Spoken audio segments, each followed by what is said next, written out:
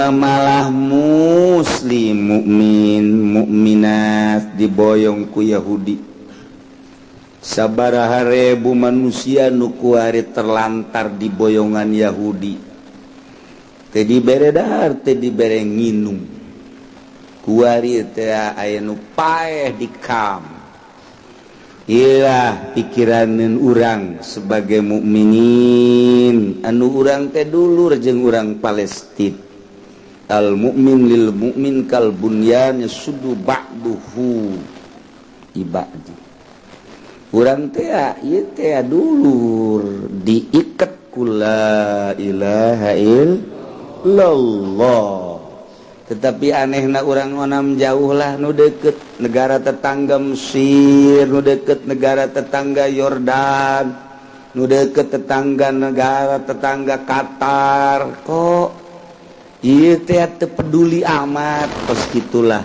jalur politik nyana ge nuranina mah ceurik orang Mesir ge orang Yordan ge nuranina mah ceurik tetapi aya jalur pemisah melalui politik na iyalah politik jahat demokrasi teh kos kitu Allahumma ya rafi'ad darajat Allahumma ya rafi'ad darajat Allah aya baru kolot dan kolot besi teu kapanggih deui jeung Muharram nu ngarasa kolot dan nu ngarasa kolot ieu aya kolot ge teu ngarasa kolot mapan blon ieu mah kolot aju ngarasa kolot asana aing nyaho kapanggih deui nyaho teu jeung Muharram hareup deuk puasa tuh masyaallah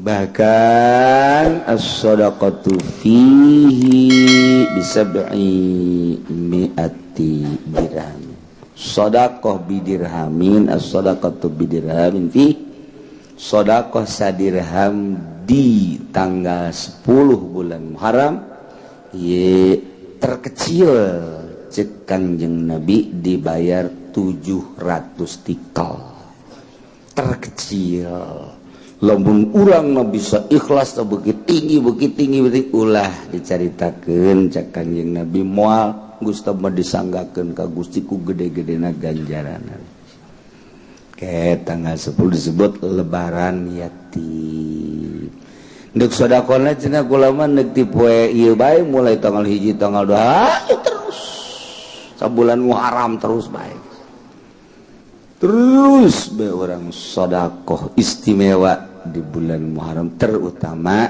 dina tanggal 10 bahkan idza wasa'a li ahlihi wa iyalihi wasa'ahu Allahu sanatan saha jelema nu nyieun kajembaran dina tanggal 10 terhadap keluargana terhadap dulur-dulurna nu biasa daharna jeung tri poe eta mah meuli daging meuli bandeng geus urang ngariung jeung anak pamajikan jeung incu urang ngomong urang ngariung tanggal 10 Asyura ulah diondang tatangga mah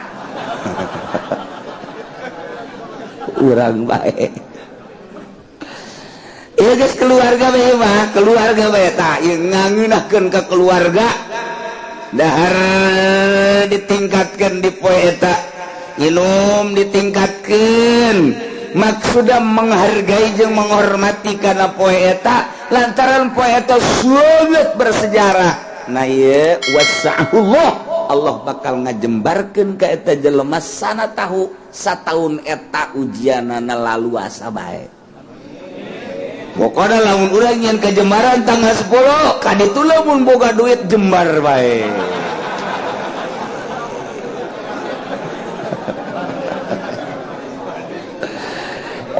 jadi bere boga duit bae maksudna deui kitu ih siapa kumaha sih ibabari bae teh ku Allah dibere ya Allah ya Rabb itu ala iyali wa ahlihi guys gua mah urang ka kakak ka adik ka mamang ka uwa terus sekitar poe eta pokona nyieun kalaluasaan urang geus puguh pamajikan jeung anak incu kitu keneh ka dulur ka mamang ka uwa tatangga karabat pokona ku urang dibere poe eta teh geus mah puguh asakna atahna we geus lah naon nu dibutuhkeun kunyana daharan inuman dan lain sebagainya bila perlu nu butuh pakaian ge bere ieu bakalna sataun eta dibere ka jembaran bae terutama jembar hate ikan nu hese ge jembar hate mobil boga pamajikan boga hate ngulunut bae mana teh hese teh kos kitu eta hese teh wae aya jelema anu boga duit ratusan juta tapi hatena Masya Allah jembar bae aya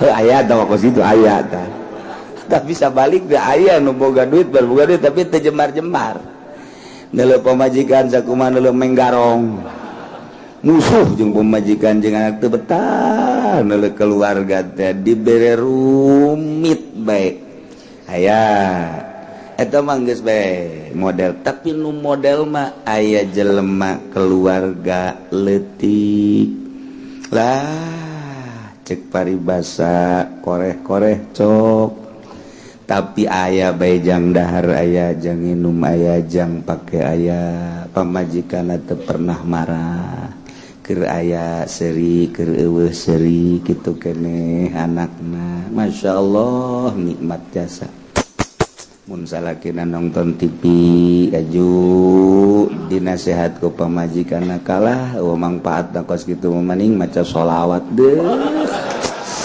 tiis kana hate lah ya Allah ya Rabbi aju lamun salakina usaha bangun bebeneran teh abuh tiduk-duk tisusuk aju pamajikanna nganasehatan kalah ya dunia mah geus dibagi ku Gusti ulah sok hahanteman teh nu penting mah salat zuhur asar berjamaah Masya Allah asana teu hujan ge tarariis bu Masya Allah jajantung tiis teh sajantung ieu mah lain pan kapan geus balik karek jam 1 we geus balik ku mana bebonangan mana kempes ban cari itu deui idek mandi teu kudu mandi lah kuda gitu mandi kenceng lompatna sial jak salakina idek dah geus asak sangu geus ada di tempat di warung geus kudu diimah-imah keur nangan duit sing khusyuk waduh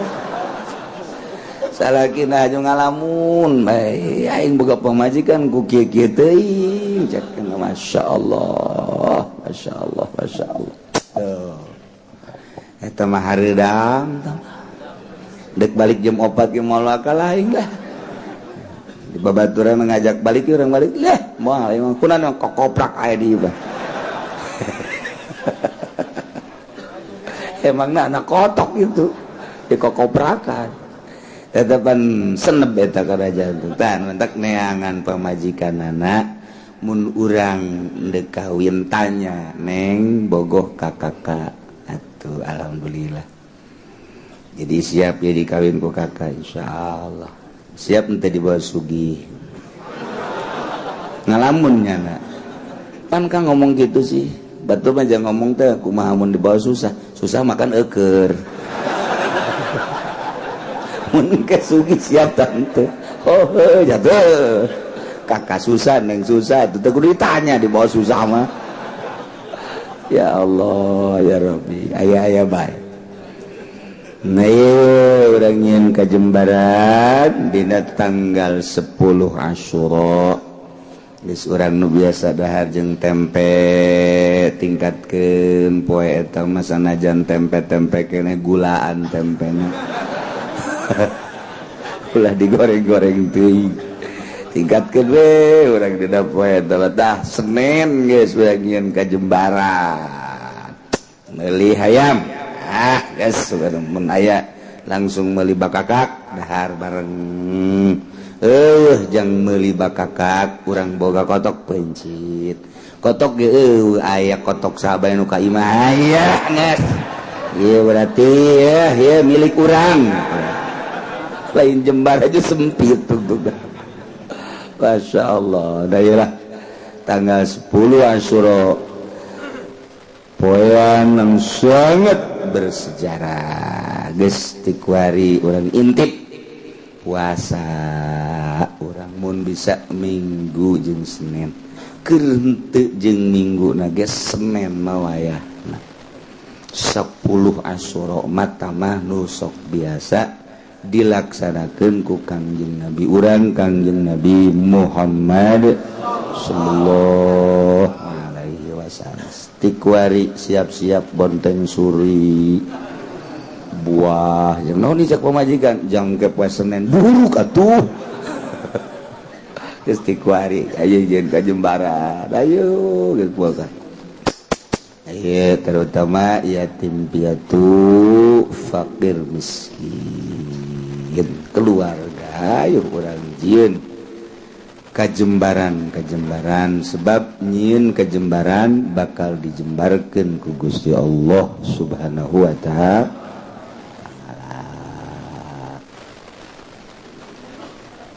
Ieu mah keur carita tentang penganiayaan terhadap janin. Nu janin tersebut akibat nu dianiayana indungna. Efek penganiayaan indungna imma ku dicarekan indungna wa imma ku dipepe ditenggel indungna wa imma diparak teh dibere dahar teh dibere minum na ieu kaluar borosot janinna tae ieu nu nganiaya kena sanksi guro atau aku obat dibere obat indungna ternyata efek tina obat tersebut mengarah kana pembunuhan. Nah ieu termasuk kana pembunuhan janin kena sanksi. Mantap dokter sok hati-hati. Oh sedang hamil ya teu dibere obat sebab besi engke efekna kana janin. Tuh gitu aya nu ngahaja-haja ngaluarkeun orok tah semacam-macam.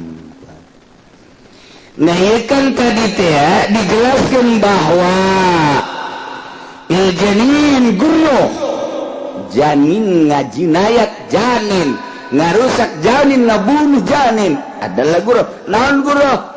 Wa iya guru teh abdun eta hamba sahaya eueuh di urang mah hamba au amatun atawa amat boyongan perang muslim mukmin perang jeung kafir diboyonglah kafir ieu lalakina jadi abid awewena jadi amat.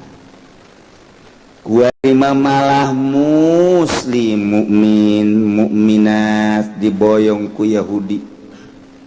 Sabaraha ribu manusia nu kuari terlantar di boyongan Yahudi. Teu dibere dahar, teu dibere nginum. Kuari teh aya nu paeh di kam.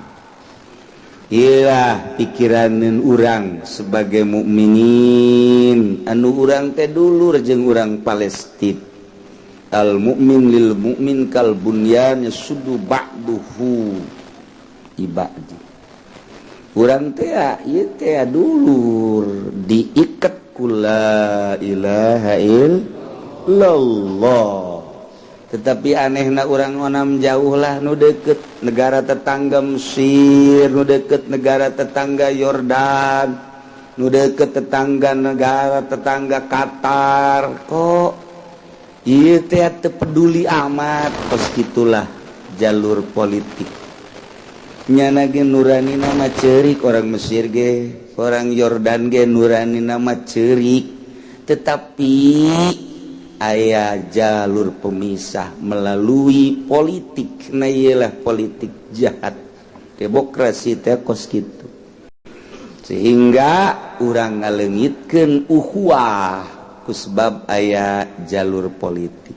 Ngahaja ku Amerika di demokrasi ke nu mantak digempur Irak lantaran can demokrasi. Supaya demokrasi engkena tersekat-sekat ku demokrasi. Beda jeung negara Islam.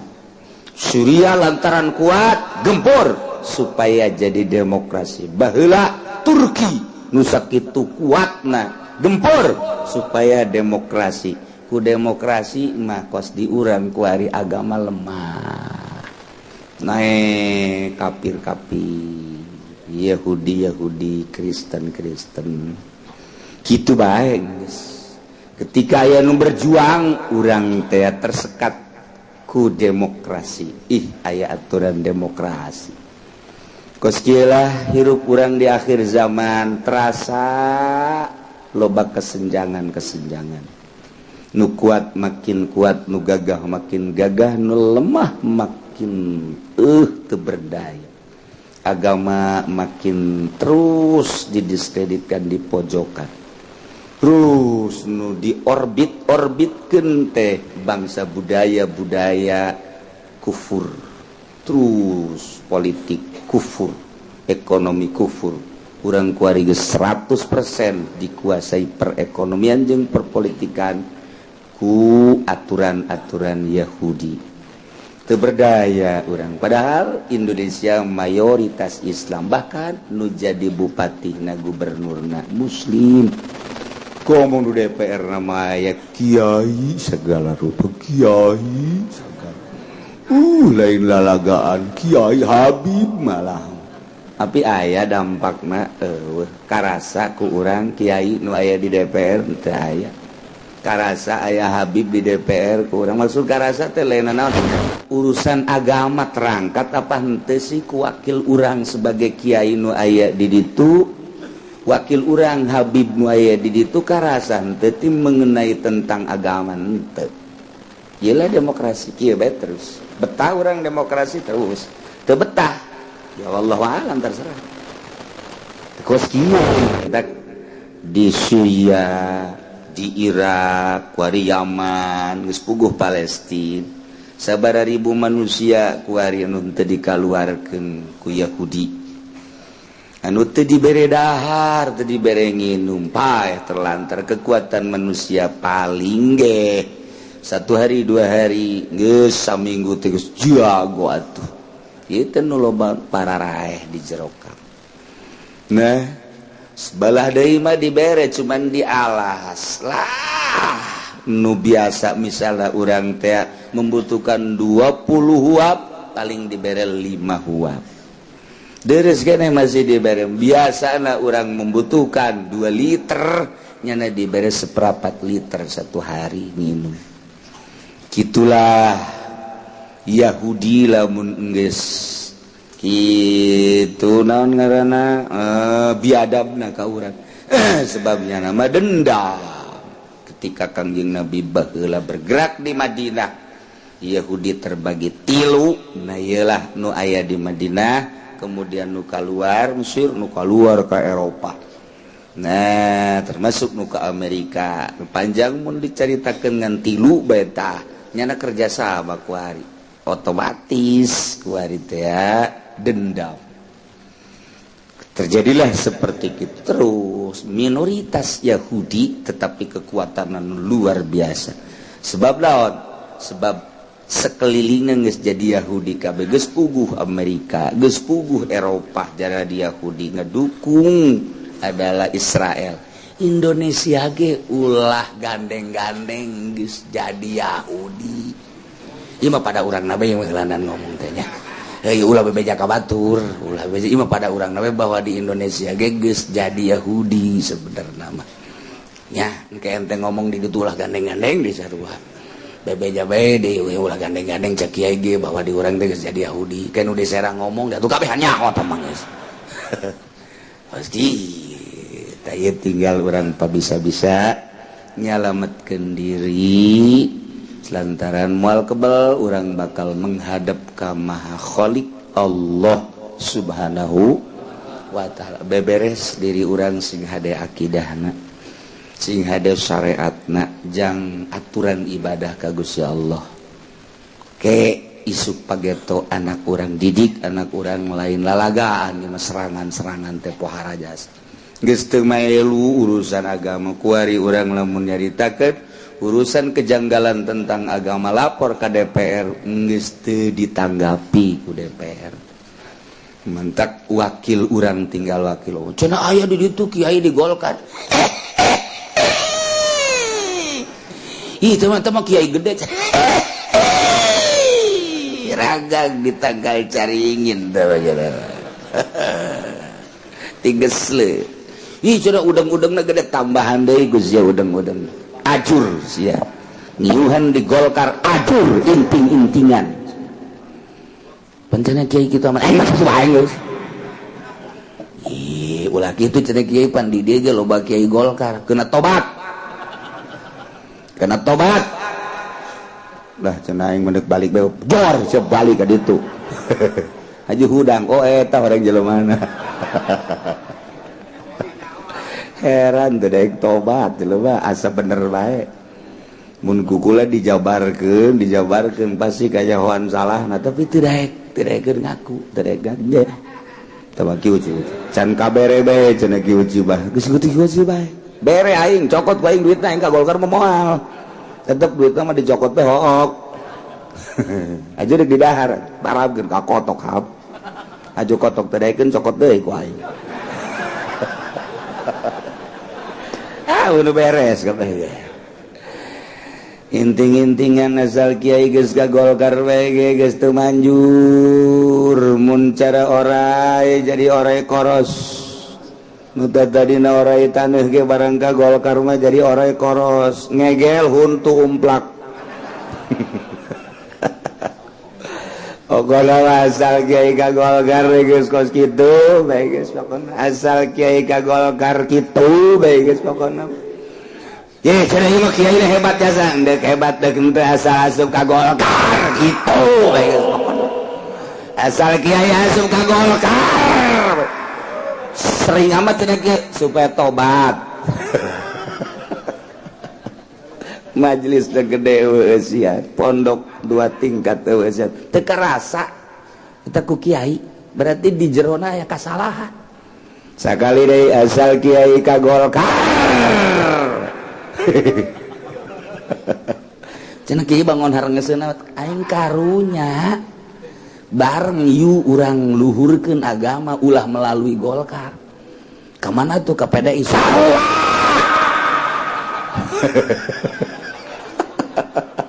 Sugan dan teu PDI betah deui ngagadil. Aduh Gusti Allah lagu. Yeuh batur urang asal kiai ka Golkar maksud teu bisa nyebut cau-cau. Ieu mah cau. Kiai boloon. Asal kiai ka Golkar ini ngaji naon sih? Bulan Muharram masalahna ya. Aduh, hese jasa ya satu ngaluhurkeun agama. Iya acak-acakan kos kitu mah teu karasa kunyana. Majlisna bagus eueuh nu ngaji, pondokna bagus eueuh nu ngaji, naon hartina tu maning reod majlisna tapi loba nu ngaji. Kerecan ka Golkar mah masyaallah da kiai nu ngararaji luar biasa nyeuseut tapi bareng asup ka Golkar inna lillahi wa inna ilaihi raji'un telah pulang ke rahmatullah. Kiai Golkar bloon je pan kiai kita emang kitu bae maksudna supaya sadar ieu agama acak-acakan di agama. Coba contohan lagi loba jasa mun diomongan hiji-hiji warauh kabeh urang kiaina nu ka Golkar.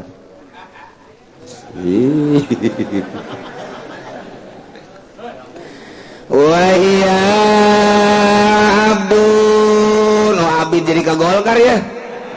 Hari guru eta hamba wa salamatun dawamat mumayyizun abidna nu pinter salimun min aibim mabin tur salamet tina cacat jual beli barang nu sok dijual. Abi di mana-mana ya cacat murah hargana pinclang misalna atupan abid manu diarah tekan tanaga pinclang atuh moal bisa nyana jang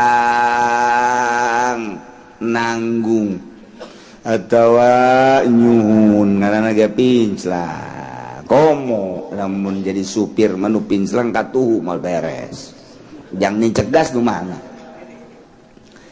tawalan sabelah aib ngaran ulah nu kitu nu pinter salamet tur salamet tina cacat ieu mahal berarti janin teh di mana aya jelema ngabunuh janin efek tina penganiayaan indungna disingsieunan misarna ku salakina tatanggana ku jawara ku dokter sehingga ngalamun si awewe teh akibat disingsieunan terjadilah aya seperti depresi keluar orok dokter tersebut kena sanksi lantaran di Indonesia mah henteu aya hukum anu mengarah kana jinayat teu aya can selesai berarti urusan anak engke di Rabbul Jalil di harapan Allah bakal diselesaikan ke Gusti Allah ku hari itu selesai di alam dunia di akhirat diselesaikan penyelesaian terakhir ku hari nu menang dielehkeun nu bener dielehkeun nu salah dimenangkeun bisa terjadi tapi di akhirat mah ieu jujur jeung adil teh nampak di dunia mah urang dititah ge innallaha ya'muru bil adli wal ihsan wa itaizil qurba wa yanha 'anil fahsya'i wal munkari wal baghi ya'izukum la'allakum tadhakkarun fadhkurullah eta unggal Jumat sadunya kabeh ayat eta dibaca wow hebat jasa kiai muina ge innallaha ya'muru bil adli wal ihsan bahaya kalian tahu itu kurbayan hail fasal mungkal teka rasa kuku jana gitu adil teh jujur ayatnya tadi baca innallaha ya'muru bil adli wal ihsan itaizil qurbayan hail fasal mungkal wal baghi ya'izukum la'allakum tadhakkarun fadhkurullaha beres mun kurang Aisyah maca ayat jujur tah henteu lala bomong yang batur tah mah eta dibaca unggal Jumat ku kabeh unggal khatib nu mantak khatib teh di urang pangheulana ka neraka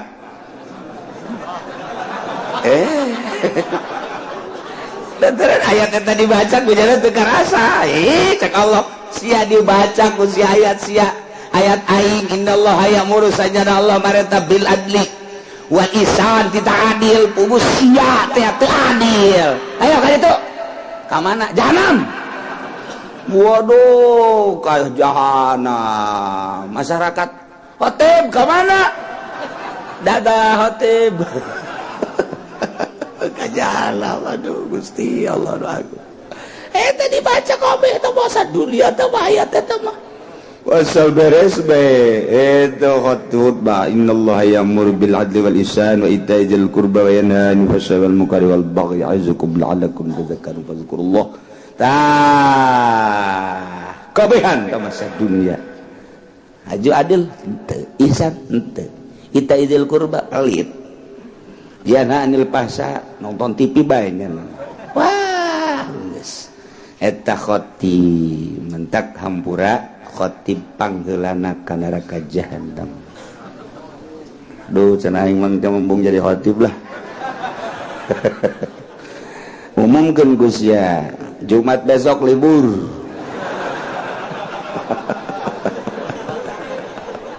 Aduh Gusti Allah doaku.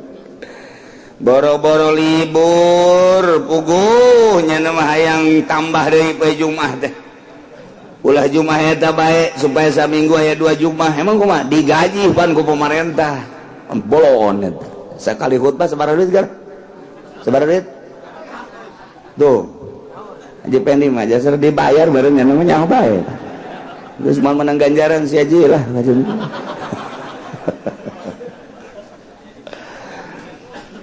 wala sahul nurutkan jagala sama kabulu kabirin kudu ditarima nu kolot ge ngan kolot lam yajiz biramin nantapat ku sebab kolot pikun kolot nama ngan encan katarajangan ku panyakit pikun kan asal geus 65 kaditu siap-siap tah robah henteu 70 geus mulai leng 70 kaditu mah geus komo mata komo 80 mah isuk sarapan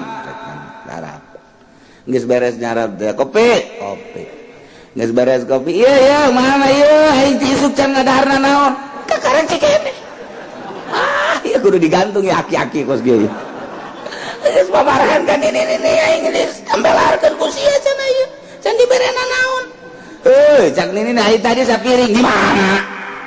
Kotok meureun tah mah. Dibere deui ku ninina di dahar deui sayap deui di blon. Nepikeun mah kos kitu tah, geus beres. Manang meureun setengah jam. Geus asak sangu, jeut. Eta pikeun eta kos kitu. Eta ulah kos kitu batu Cilaga. Bo tah batu lain digawe dahar mah lulu.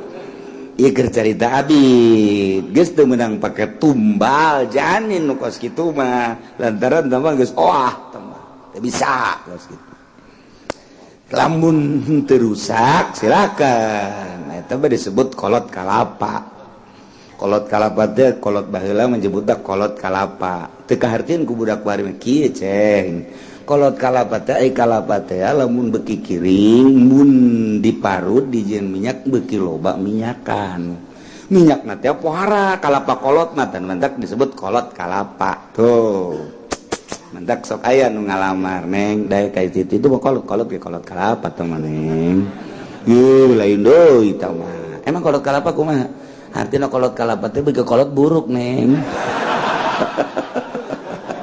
sia cak neng teh sudah teh loba minyakan yang buruk atuh mah dua pilihan lamun teu loba minyakan buruk aing geus kolot mah tinggal gitu bae tah ya seperti Kiai Haji nu ngaraji ka dieu ngaranna kolot kalapa eta jadi loba minyakan lamun kos kitu bae nu teu ngaji eta kolot buruk ngaranna aja urang datang ka ditu ka imah kolot buruk tungtung atas ngaji ribut bae Masya Allah Ustaradz gara-gara ngaji iya jadi kos kieu teu dipake mah ngaji sekadar koleksi we di jero hate ganjaran mah meunang ieu ngaji ganjaran doang mantak ngaji pelebah dieu mah ya sanajan HSG masalah yo kieu teh batu kudu dibejan jeung kiana komo dibejan atuh kerek teu dibejan guys tapi mah masalah ieu moal dinanamkeun sanajan SG sebab ieu teu kapake mah ngaji mah teu kapake andai kata ngaji ieu terus yo sababaraha minggu ieu mah teu kapake ngaji jinayat mah ieu geus gampar samak di luar HS mau anggal masalah geus tah mah geus jadi jana mawa permadani aju mawa anggal kedeng bae kitu cek nu sajen teh mah doa atuh ngaji teu kapake ieu mah HS bae cara urang Arab bae kitu so masalah jadi henteu naon sebab ieu teu kapake ngan paling cek nu di sisi-sisi meureun ieu mah can wayah kaluar ti grogol geus dikaluarkeun keluar ti heula masalah serius Istaratu buluguha disyaratkeun buluguha datang nagiro nisfausidiatin saparo 10 diat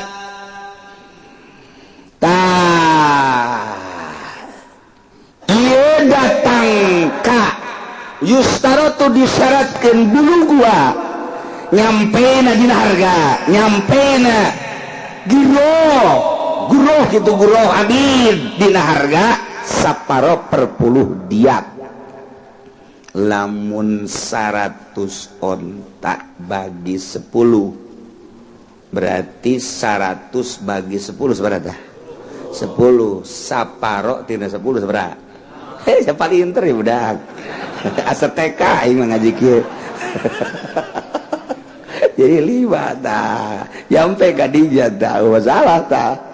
Mentek dia fafil huril musim roki gimatu khamsatu abirah 5 onta. Jadi tegah per puluh diat 5 tak kudu nyampe ke harga 5 onta si abidna jelema Zaid misalangan niayanya sarwiti nuker hamil dianiaya dengan cara disingsinan kemudian keluarlah orok napae atau ditenggel keluar orok napae atau diobat keluar orok napae. Nah iya nu menganiaya kudu mayar diat nak separo per puluh diat berarti harga 5 ontaeun 5 onta abidna abid teh ya kudu bayar abidna 5 onta lamun hiji onta 15 juta kali 5 seberapa 75 juta berarti bayarna nyana 75 juta. Tuh gitu ya, Masya Allah geus pain pakidat bakom satu abirah mun abidna ternyata abidna upadi mah kudu mayarna ku abid di Indonesia mah kan abid dipaksakeun ku kumaha ge abid amat malah aya kajian ku kumaha lainnya amat mah anu kasipatan ku abid jeung kasipatan ku amat maka ieu mah hargana bae tuh sabaraha khamsatu abiratin 5 ontaeun onta nu gede nu bagus 15 juta. Nah 15 juta kali 5 berarti 5 kali 15 juta sabaraha 75 bener ente sih masih salah ieu mah asa teu percaya ieu mah coba pakai kalkulator 75 juta. Masya Allah. Nah iya kumaha lamun abidna kolot kan kolot mah murah eta kan nu mahal teh nu mahal kulantaran dadampak kene umurna 30 40 50 mahal lantaran tanagana bagus kene seter kene nu kolot tadi ge kan ulah nu kolot mah lamun datang ka geus pikun kecuali lamun encan pikun ngan harga rada turun teuing mah abid umur 30 abid umur 40 abid umur 50 aya ge umur 80 tapi henteu pikun masalah guys sanajan rada murah hargana kula mah sok inget ieu teh dongeng ya aki-aki boga pamajikan ngora ngobelah dieuna ieu keur cerita pikun maksudna rada kolot kebelah dieuna si aki-aki muriang diantar ku papajikan ka dokter antar ke dokter periksa cek dokter dia ini ibu istrinya iya masih muda iya sekarang gini aja ini kakek nanti malam suruh kencing besok air kencingnya air seninya bawa ke sini nanti diperiksa melalui air seni oh iya makasih dok bener Isa memeh sare nyana teh kieu aki-aki beres nungguan isu kan cendeun medinya handapeun dipa ari jam hiji pabajigana yang kieu deui sarua teu kuat ai pabajigana kaluar sieun teu kahudangkeun salaki gara dege kolot lah kieu bae di dinya di nu panu urut aki-aki teh tah jadi ka hiji Pak geus bae beres besok-besok berangkat ke dokter mana bu air seninya teu inget ieu dikihan ku nyana ini nggak hiji ini dok air seninya diperiksa barang diperiksa saya kaget cek dokter kenapa suami anda hamil ini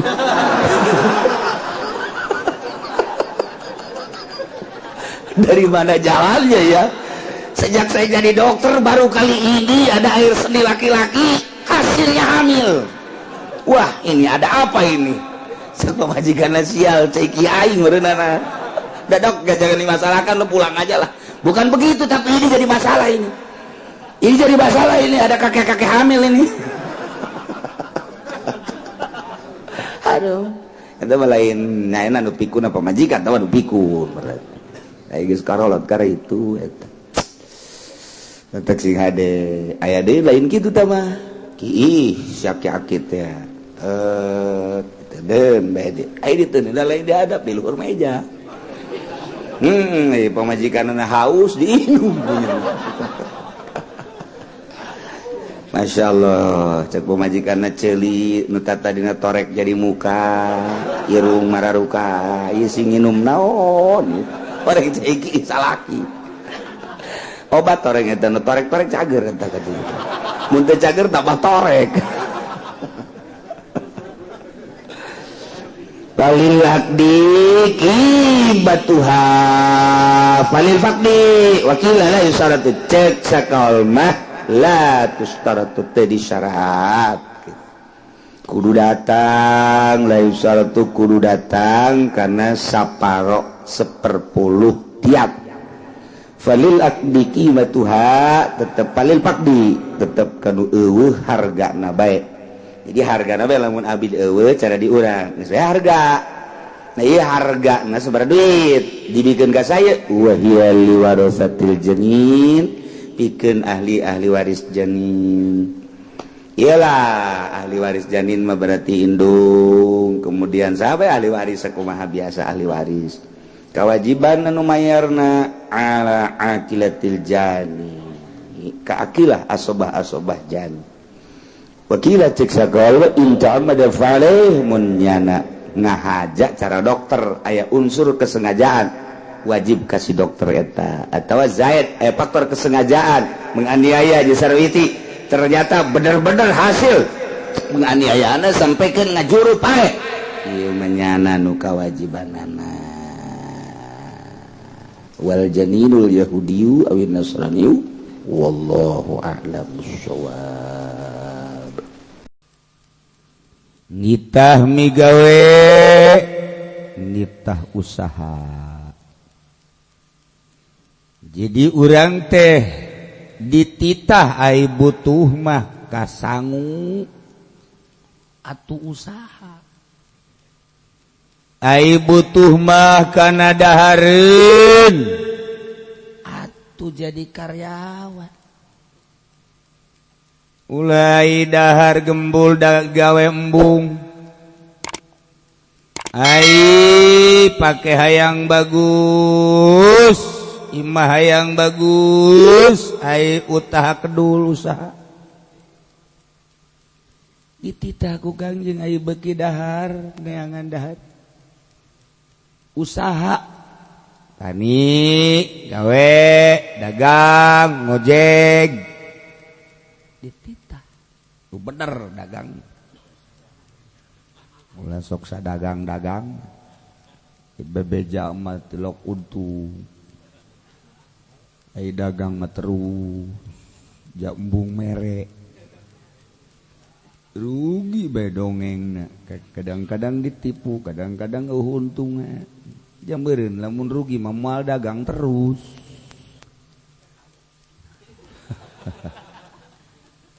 Eta dalil lu pelit bokos gitu. Kita berkah. Aja sok kasinggungan ya lo mate. Atuh masing-masing bae sih. Ai henteu mah henteu bae. Ai heueuh mah atuh heueuh bae. Ngan gedean ka heueuh. Ejeung dititah dahar teh kesang sorangan. Ulah batur nu digawe urang nu untung.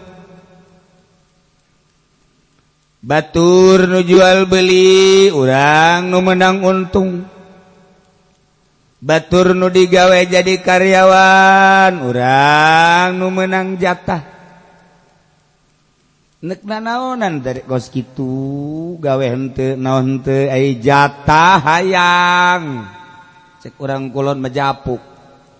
jatah empuk. Aduh Gusti Allah. Kangjeng Rasul teh ngajelaskeun kaunggulan seseorang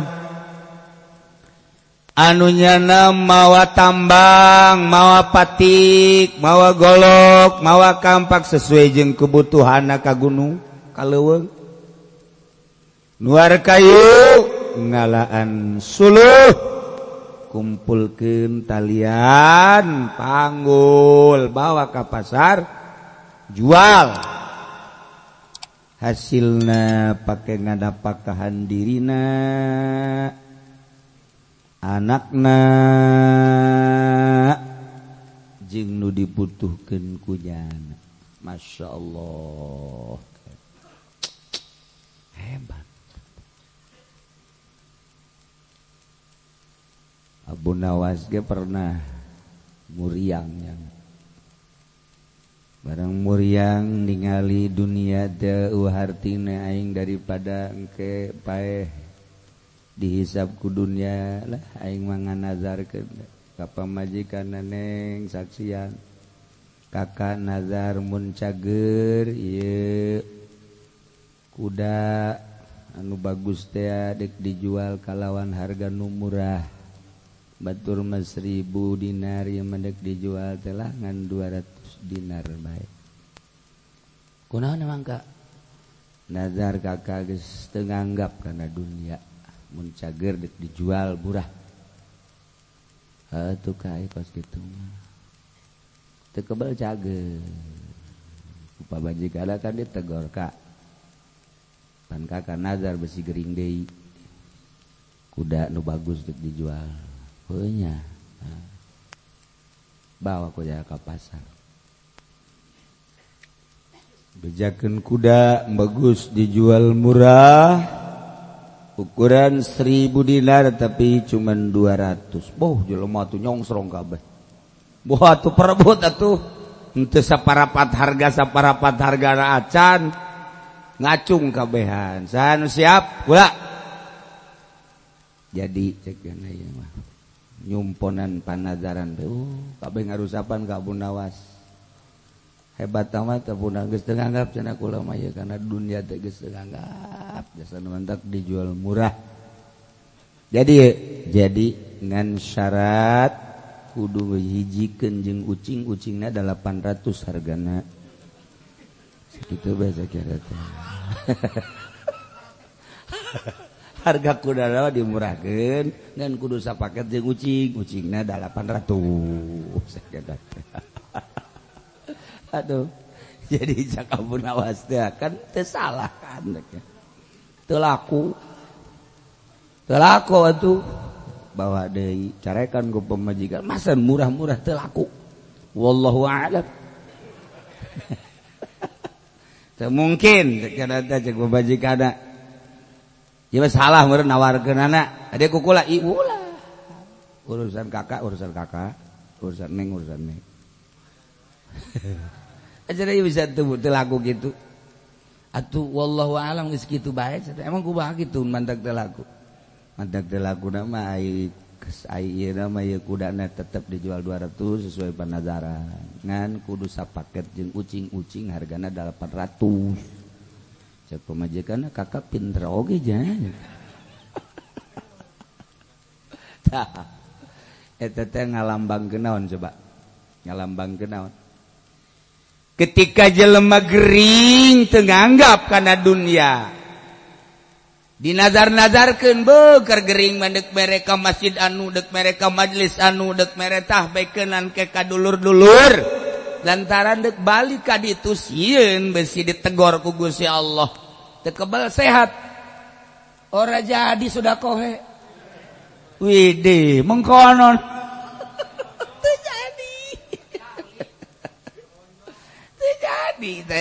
balik deui tah karesep teh balik deui.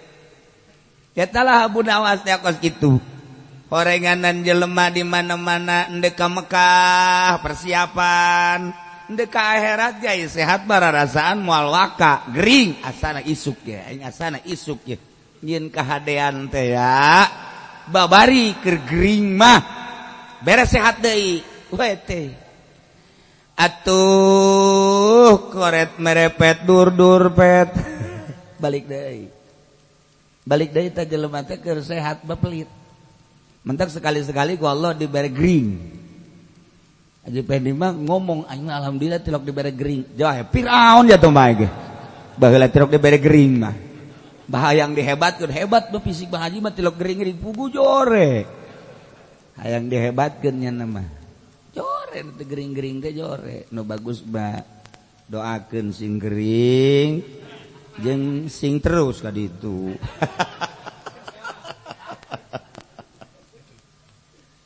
tah keur gering mah bener letik dunia teh letik biasa eueuh nanaon agak balik dibawa ke mana aban bawa ke rumah sakit putusan dokter kudu di ICU geus boro-boro nanaon kan leuleuh dahareun jeruk geus teh nya ya pamajikan emak aya singkirkeun apa kumaha geus teh aya atuh resep ge sehat ditangkep nangkep deui ye lain cek ya si eta mah atuh nangkep ge si itu na geus teh nangkep lah ka ulah sok ngabohongan diri ka ulah sok ngabohongan diri ka lah atuh geus bae narima sakitu ayana geus jawaban mencari jawaban mah kan orang atuh lamun indah so teh aya jawaban ieu urang seri itu seri orang nangkep nyana nangkep eta kan aya jawaban ngaranna ai sepihak doang mah atuh caka majikan anu geus lah bener tah dunia letik ketika gering nangkarak keluarkeun rumah sakit malah mapan keluarga nih ulah ngabejaan bahwa penyakit na ieu geus teu bisa ditangani ku dokter. Geus ulah dibejaan besi haju langsung hos bae ngalenyap jana. Ulah ngabejaan ge Pak dokter geus teu sanggupeun, tukang urut geus teu sanggupeun, ieu mah bapak mah tinggal ngitung jam doang. Sial. Udah badak lamun urang alayan nu paeh ulah sok aju nu kos kari itu didatang-datangkeun. Abah penyakit naon yeuh? Penyakit anu. Ye, tetangga kula ge penyakit kos kieu paeh. Kadenge kan ku nyana goblok teh budak. Usir. Jadi neuleuh dunia eueuh nanaon dah. Urang ye. Urang dibere pararait, angsongan jeruk, angsongan apel, angsongan bakakak, kaditukeun. Sebab urang geus teu hayang. Geus teu hayang. Segala rupa urang borok dina suku aju dibere sapatu nu hargana 20 juta teu hayang urang teu hayang los kaditukeun urang ge borok suku aing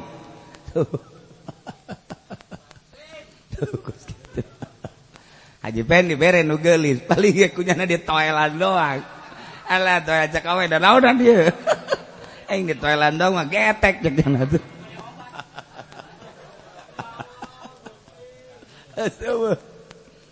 nah, guys, kali itu paling ngejak Haji Pendi. Tengah itu teh hayang. Sebab geus harapan. Nah, ieu ge dunia teh kitu hek dibere sehat deui. Boh, jahe nu itu ulah kusaha. Nu itu ulah kusaha. Sehat deui mah beda. Gering makan gering. Itu kumaha itu? Los aing mah ridho. Beuh pohara. Ridho. Itu tos. Sebab jana teu butuh. Nah dunia ge kitu teh ieu Abu Nawas teh lain sembarangan horenganan kinayah. Ketika jelema dibere sehat deui atuh sagala rupa ge teh jadi. Deuk ngajual murah ge kudu sapaket jeung ucing. Jadi tetep 8 juta 1000 didar keneh. Nah kembali deui ka aslina.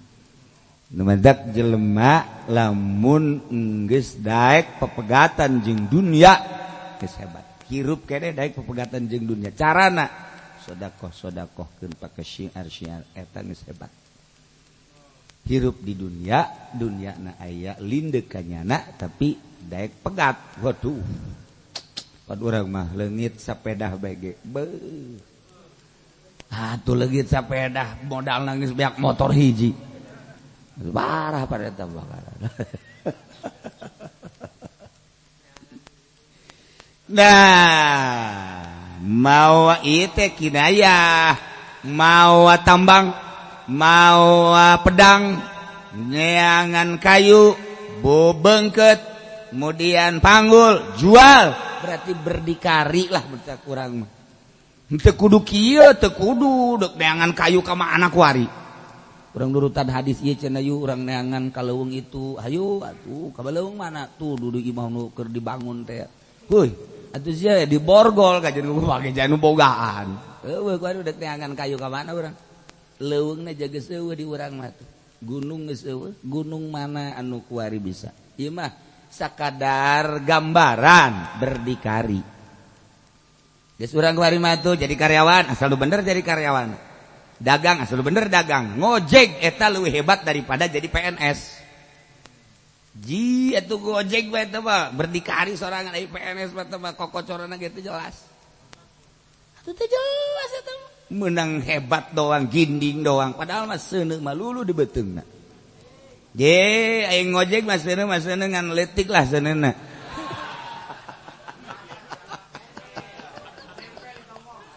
Ai dutan mah gojekna.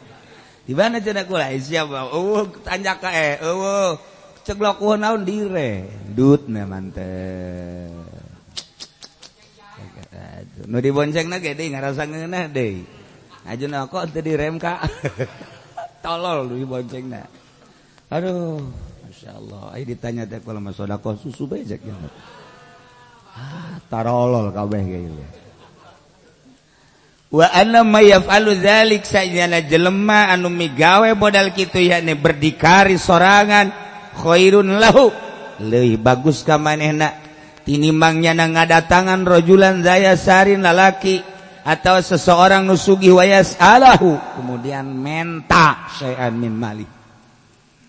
Usaha sanajan leutik kadeulna hina leuwih hebat leuwih mulia leuwih bagus tibatan nyana menta kana sugih.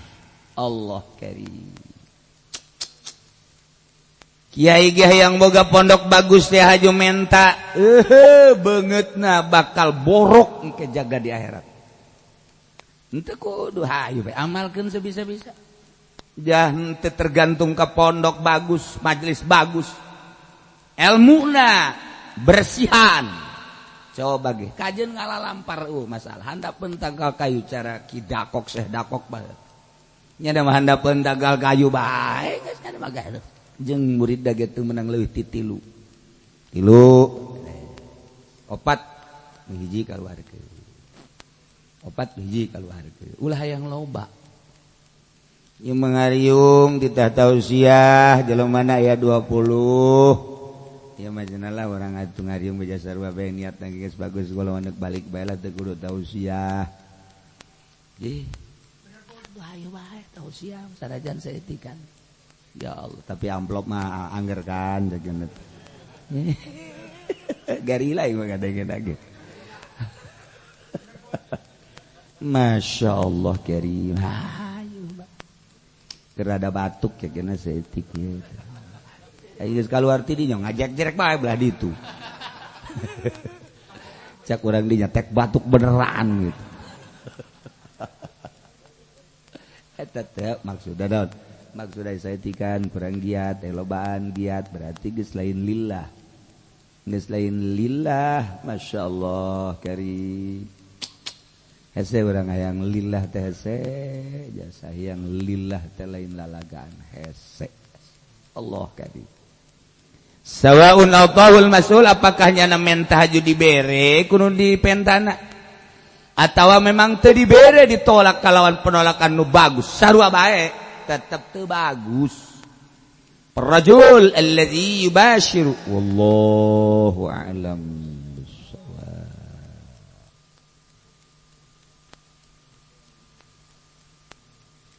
Bismillahirrahmanirrahim. Fahadha at-tayyar yakunu fi batinil arif wa huwa al-insanul haqiqi wa huwa habibullah azza wa jalla wa muhrimuhu wa arusuhu kama qala Abu Yazid al-Bustami ahlullahum araisullah wa fi riwayatin awliyaullahum araisullah yihi berte lain hiber apak-apakan kadeleku urang ditongtong Haji Pedi bisa hibar atau ditembak jelema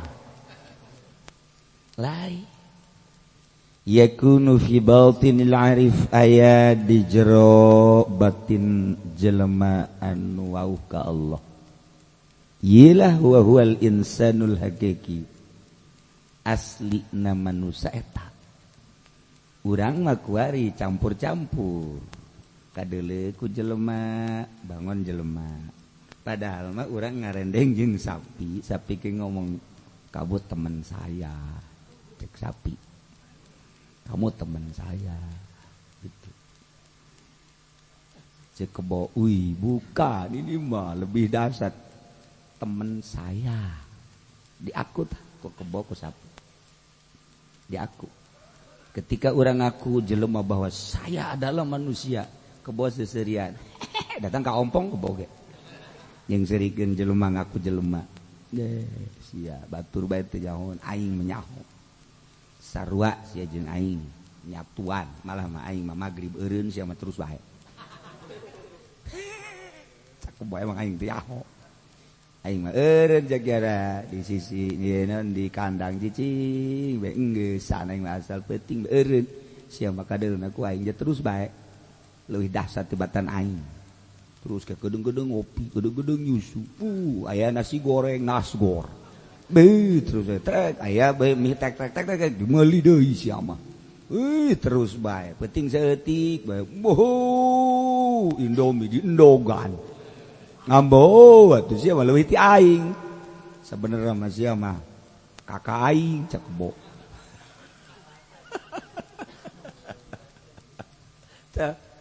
urang kalau kakakku jadi jelema heulana atuh jahoreganan jeung kebo teh kakak adi jeung sapi teh kakak adi komo si eta mah betul dia dianggap kerajaan aku kebo inilah atasan kita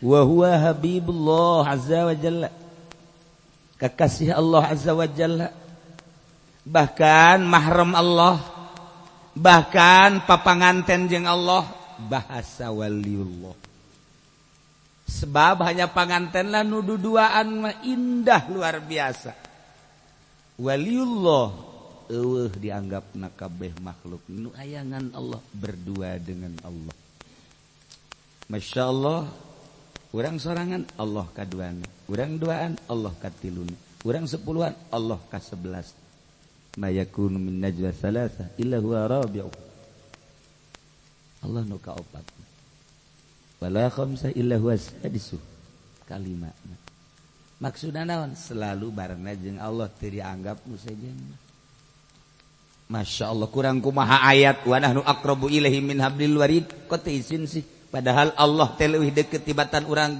urat genggerong teh nempel jeung urang Allah mah leuwih deukeut deuk kumaha deui kok urang teu isin falamu annallaha yahulu bainal mar'i wa qalbi nu ngendalikeun teh horenganan Allah siga urang kan leumpang siga urang diuk siga urang ngomong siga urang katangerang hayang siga urang Allah yahulu bainal mar'i wa qalbi satu ketika urang hayang ka Jakarta ku Allah dihenteukeun mah henteu bae satu ketika urang hayang umroh ku Allah dihenteukeun mah henteu bae aya bae eta kagagalan yahulu bainal mar'i wa qalbi anu paling hebat urang boga kabogoh geus hidup semati janji seminggu deui urang deuk kawin di bawah batur yahulu bainal mar'i wa qalbi dikendalikan lain milik sia di lauhil mahfuz na kita milik cocodot oh eta yahulu bainal mar'i wa sok telah mending di ka Allah trek ketika urang bisa ngallahkeun maka uranglah mahram Allah. Artina mahram Allah keluarga Allah. Uranglah papanganten jeung Allah. Eta mah bahasa-bahasa jelema anu geus bersanding jeung Allah. Kekasih Allah, eueuh deui kekasih salian ti Allah. Mahram Allah, eueuh deui keluarga di jero hate kecuali duaan jeung Allah. Papanganten jeung Allah gama gola bi Yazid al-Bistami ahlullahum araisullah. Ahli Allah ma araisullah. Eta lah panganten jeung Allah. Bapi riwayatin auliaullahum araisullah. Eta lah panganten-panganten Allah. Artina papanganten jeung Allah. Geus pala ya'riful arais illa mahramuhum. Eueuh nyaho ka panganten kecuali mahramna. Hum muqaddaruna bihijabil insi. Nyana dicadaran ditutup make tutup aring la yarahum ahadun ghairallah eueuh nu neuleuh ka para panganten kecuali saurange kecuali Allah. Ya Allah karim. Eta mah sok inget ka dongeng di ieu teh naon gara-garana rumah sakit jiwa. Rumah sakit jiwa dari Grogol baheula ieu mah kan ka di Baghdad. Seorang dokter kedatangan ku kiai ahli filsafat sekaligus wali Allah. Datanglah nyana ka rumah sakit jiwa. Begitu datang ke dokter, babaturana dokter, dok, saya ingin melihat bagaimana tingkah-tingkah orang-orang yang sedang dirawat. Boleh. Kamar ieu aya nu keur susurya. Pindah deui aya nu keur ceri, pindah deui. Nu paling ajib terakhir. Hiji ieuna di borgol karena dahsyat. Dua ieuna di borgol suku nage seumeunang ka maman. Tapi jana ngomong kieu indah nian hidup ini cek jana. Ya Allah, tidak ada di dunia ini yang paling senang dan paling indah kecuali aku. Bahasana geus pohara jasa. Orang semua ngontrakannya sayalah yang memiliki. Indah. Ditonton tak ku kiai jeung ku dokter, dok. Bagaimana sih orang itu bisa indah? Sementara tangannya di borgol, kakinya di borgol, tapi beliau bilang indah nih ya. Senang betul hidup. Coba kita lihat keluar rumah sakit. Jelema di luar rumah sakit make kuda bagus bun kuari mameureun baby band mesti. Kieu bae ngalamun jasa ngalamun. Tidak menghiraukan orang lewat di hadapan rumah sakit. Dok, lihat orang kaya. Mobilnya mewah, pakaiannya bagus. Kemudian dia duduk termenung, tidak menghiraukan orang lewat, kelihatannya bingung. Sementara ini di rumah sakit dibelenggu ketawa-ketawa. Dokter, iya juga ya. Iya, makanya dok. Coba itu bagaimana coba penafsiran dokter. Saya juga bingung. Nah ini dokter ikut gila nih dokter.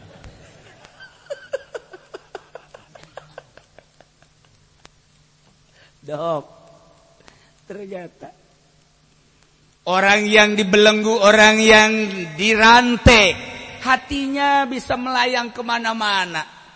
Bahasanya pun tidak ada yang lebih senang dan lebih indah kecuali aku di dunia ini. Orang sedang senang berarti. Kita lihat ke depan rumah sakit, mobilnya mewah, orangnya gagah, bajunya begitu nyentrik. Hari ini tidak pakai jas, panas, pakai emang blow on.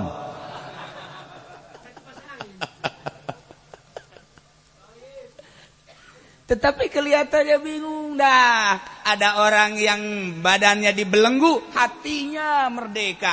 Ada orang yang badannya bebas, kemana gerak, mau apa saja ada, hatinya terbelenggu. Saya mau tanya dok, maning mana hidup di antara dua? Cek dokter dua-duanya gila semua. Dua-duanya gila semua. Dokter tahu, yang pertama kita pandang orang gila beneran, yang kedua orang yang setengah gila, yang ketiga itu pun gila-gilaan, yang ini mah yang ini gila bohongan. Dokter harus tahu. Coba cek oleh dokter, asli apa enggak gilanya. Inilah orang merdeka. Nyaho orenganan layak dipul wali ilal wali. Nyana hanya gila-gilaan ya nama. Karena embung babarengan jeung makhluk, embung babarengan jeung pemerintah, embung babarengan jeung dunia, diborgol dibelenggu. Badan mah bisa dibelenggu, hati bisa merdeka ke awang-awang.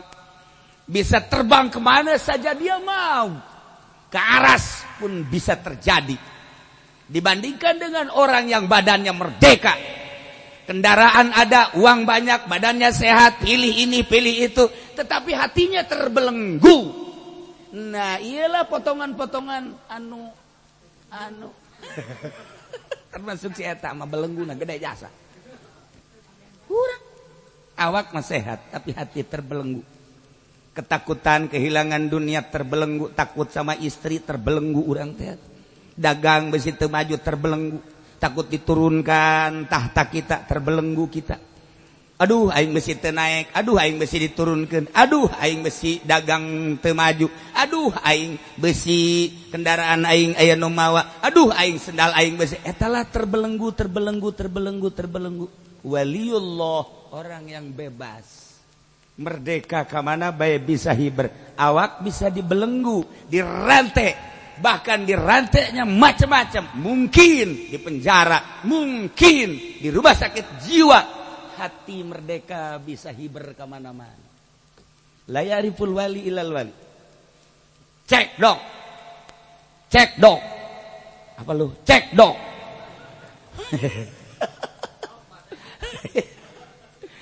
Aduh, masya Allah. Cek dok. Dicek ke dokter. Nyar seserian. Dokter gila. Sial. Lu yang gila.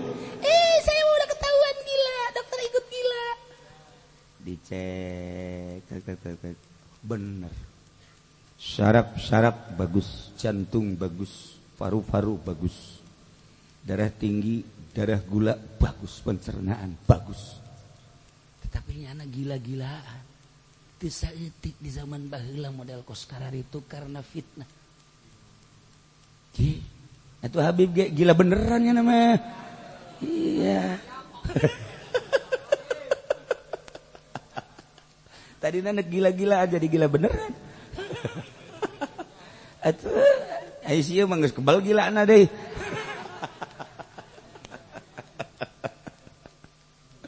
Nah, katebakna ku bangsana. Mata ketika orang asup rumah sakit beda kan, tingkah-tingkah jelema gering teh aduh, aya nu cicing bae, aya anu teu puguh nu dirasakeun, aduh, sia naon nu dinyeri, nu nyeri, atuh adaw-adawan bae, nyaho, aduh, seputar rumah sakit, apalagi di rumah sakit gila. Dianggap jiwa anu tapi ku bangsana nyaho. Kula ketika ngalayat ke salah satu rumah sakit jeung almarhum Abah. Karena loba nu wau di rumah sakit akhirnya ngalayatlah ka ieu Aya salah sahiji nu dilayat. Jangan ngedeng bae kieu alhamdulillah ngalan geus biasa bae. Tapi barang keluar di mobil eta mah jelema hatena Allah-Allahan bae. Kok kajawan sih? Kok kajawan? Tak urang bingung, ku lagi bingung. Kok nyahueun bahwa hatena Allah-Allahan di mana tandana kan teu nyaho urang. Berarti kan jelema luhur. Nah, ieulah kajahoan ku bangsana deui. Kula bang ngalayat aja pendek gering nyaho di jerona karung.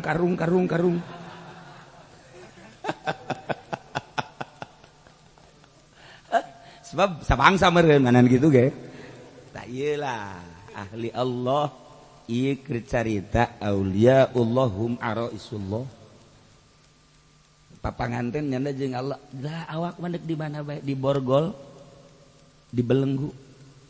Tuh masalah. Tapi ruhani bisa melayang kemana-mana. Urusan Gusti awak aing. Waktu berdahar-berdahar dan urusan sia tambah awak aing. Tapi roh aing urusan Allah. Masya Allah. Bingung dokter ge, bingung. Eta dokter teh ya, bebeja tah ka kiai. Kiai, ternyata tidak ada sakit apa-apa, betul. Inilah ahli Allah. Keliru ketika karubah sakit jiwa teh keliru mana nu edan beneran, mana anu setengah edan, mana nu edan-edan. Ya kuari ge kadeul edan kabeh. Asli. Ini cuma akur bae jaweur di jiwa na edan ieu. Muqaddaruna bihijabil unsila yarahum ahadun ghairallah. Eueuh nu bisa neuleuh ka panganten. Panganten Allah kecuali Allah. Saha nu bisa kecuali hanya Allah. Sebab nyanalah nu aya di hatina. Wa nahnu aqrabu ilaihi min hablil warid. Fa'lamu annallaha yahulu bainal mar'i wa qalbi. Nyana.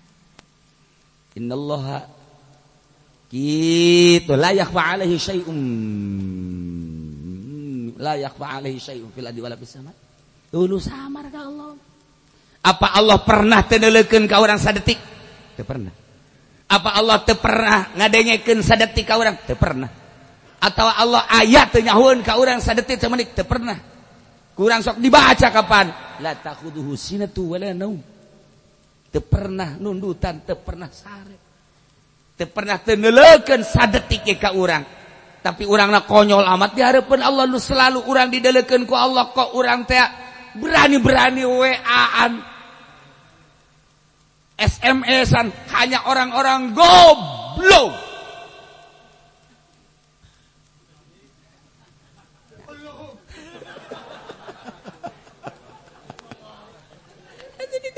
Allah masih weaan kan ya, tolol. Di jelema keur didengekeun ku Allah, make ngobrol jeung jahe segala rupa. Man ieu mah tolol bin goblok bin boloon tuh. Teu pernah lah tahu sinatu wala naum. Teu pernah nundutan, teu pernah sare. Urang teu pernah teu dideuleukeun di mana bae ayana, teu pernah teu didengekeun di mana bae ayana, teu pernah teu dikajahokeun di mana bae urang ayana, tetapi urang berani ka Allah, nu kangan Allah. Nah, teu jadi panganten urang mah. Ketika urang jadi panganten mahram Allah, maka urang bakal pinuh adab di hareupeun Allah. Kesetiaan urang timbul. Naon bae parentah Allah nyanggakeun Gusti, sebab di hati tidak ada siapa-siapa, hanya Allah. Aya nyanyian ge, di hatiku ada kumismu. Weh, di hatiku ada bibirmu, goblok meureun. Belahlah hatiku cak jangan. Ka dia aing mau peso.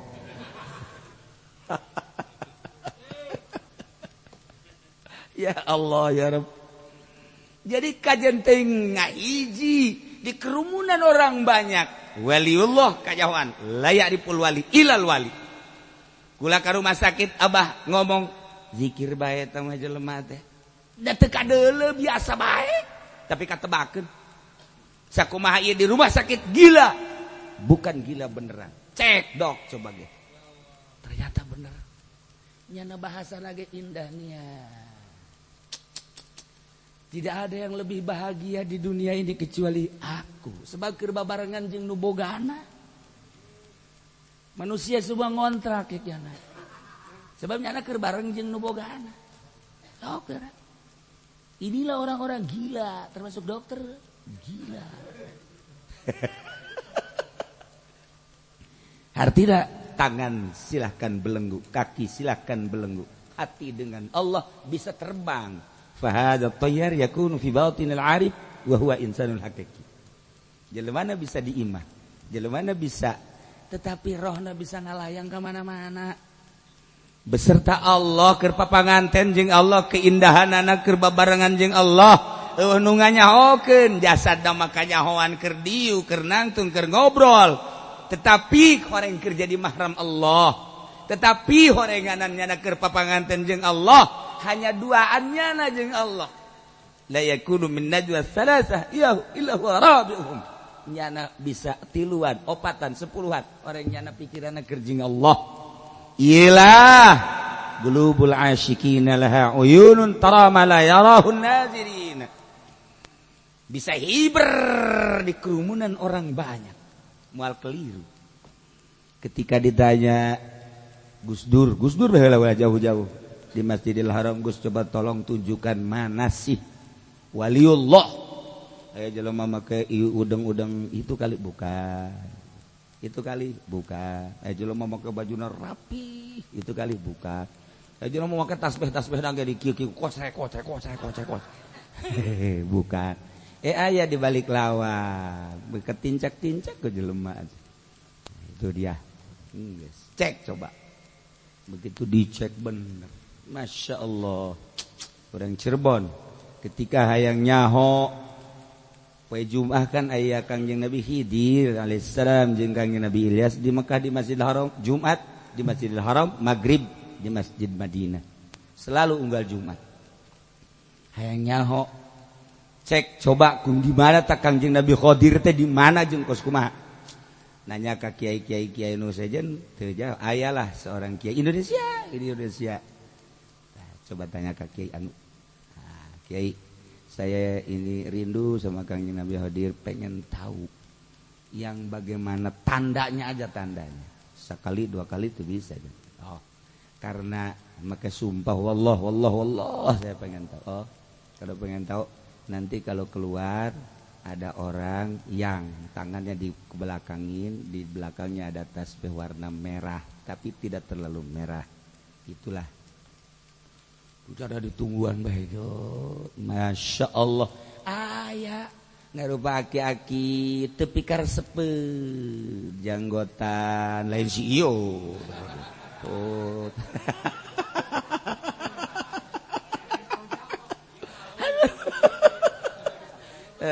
Rudi bener di katugangkeun mawa tasbih warna beureum langsung kujana cek kewak sasalaman bener ieu kan tanda Kangjeng Nabi Khidir eueuh tulangan